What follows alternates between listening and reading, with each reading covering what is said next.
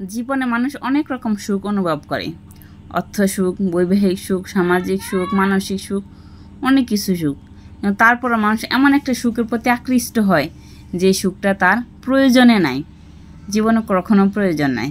সেটা হচ্ছে পরনিন্দা সুখ। পরের নিন্দা করে, পরের নামে কটু কথা বলে, পরকে ছোট করে, তার নামে বাজে একটা খারাপ কথা রটিয়ে যে সুখ পায়, এই সুখটা কিন্তু কখনো কাম্য না। এই সুখটা কখনো দরকারে নাই। এতে কিন্তু হিতে বিপরীতে হয়। অন্যের ক্ষতি যতটুকু হয় না হয়, নিজের ক্ষতির অনেক বেশি হয়। নিজের ভিতর যে পজিটিভনেস, যে ভালো রাখার, ভালো করার যে শক্তি, ইতিবাচক যে এই ধারণাটা, ওটা দিন দিন নষ্ট হয়ে যায়।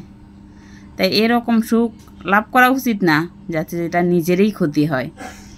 আর সবসময় ভালোর প্রতি, আপনি যাকে পছন্দ করেন না তার সমালোচনা বা আলোচনা কোনো কিছুই করবে না। তার সাথে কথা, তার সম্পর্কে কথা না বলাই উচিত, কিন্তু তারপরেও সমালোচনা করা উচিত না, পরনিন্দা করা উচিত না।